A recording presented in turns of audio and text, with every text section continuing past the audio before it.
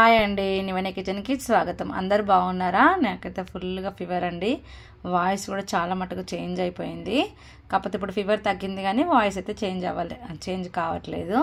అయితే నేను ఈరోజు రెసిపీ సేమియా ఓట్స్ పాయసం అండి. సేమియా ఓట్స్ పాయసం ఎలా చేశానంటే, ముందుగా స్టవ్ వెలిగించి ప్యాన్ పెట్టుకొని 1 టేబుల్ స్పూన్ నెయ్యి వేసుకున్నాను. అందులో కొద్దిగా బాదం వేసుకొని ఫ్రై చేసుకున్నాను. అంటే మనం ఏ స్వీట్ చేసినా డ్రై ఫ్రూట్స్ అనేది కంపల్సరీ కదా అండి. సో నా దగ్గర బాదం కిస్మిస్ మాత్రమే ఉన్నాయి కాబట్టి నేను ఇవి వేసుకొని మాత్రమే చేసుకుంటున్నాను.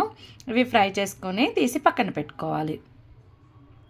ఈ ఓట్స్ పాయసము, సేమియా ఓట్స్ పాయసం ఏంటంటే ఎవరైనా ఇష్టపడిన వాళ్ళు కూడా ఓట్స్ ఇలా చేస్తే ఇష్టంగా తింటారండి.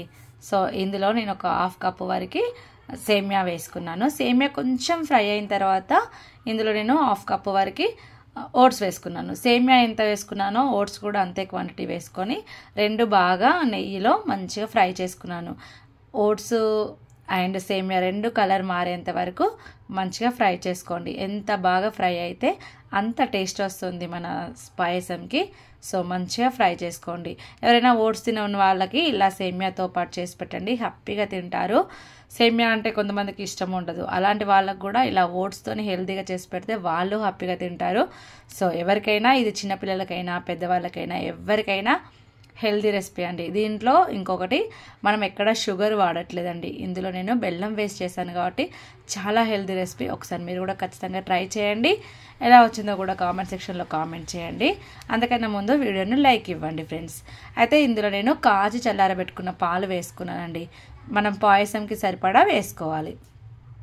ఇంతే క్వాంటిటీ అంతే అనేది ఏం లేదు. మీకు పాయసం లూజ్గా కావాలంటే ఎక్కువ పాలు, కొంచెం నార్మల్గా థిక్నెస్ ఉంటే సరిపోద్ది అనుకున్నప్పుడు తక్కువ పాలు మీకు సరిపడినట్టుగా వేసుకోండి.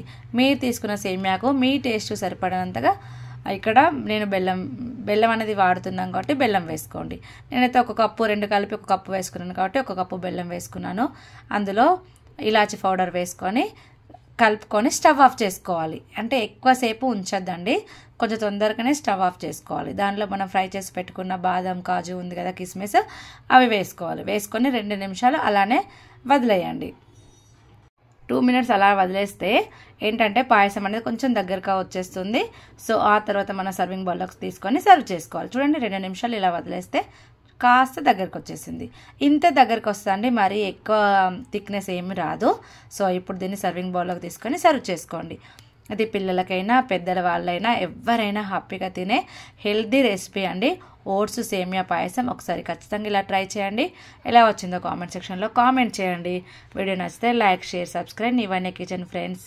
లైక్ ఇవ్వడం అయితే అస్సలు మర్చిపోవద్దు. ఈ కాంబినేషన్లో మీరు ఎప్పుడైనా చేశారా అది కూడా కామెంట్ సెక్షన్లో కామెంట్ చేయండి. మంచి రెసిపీ, హెల్దీ రెసిపీ ఖచ్చితంగా ట్రై చేయడం అయితే మర్చిపోవద్దు ఫ్రెండ్స్. ఓట్స్ సేమియా పాయసం ఒకసారి ఖచ్చితంగా ట్రై చేయండి. వీడియోని లైక్ ఇవ్వండి ఫ్రెండ్స్. బాయ్.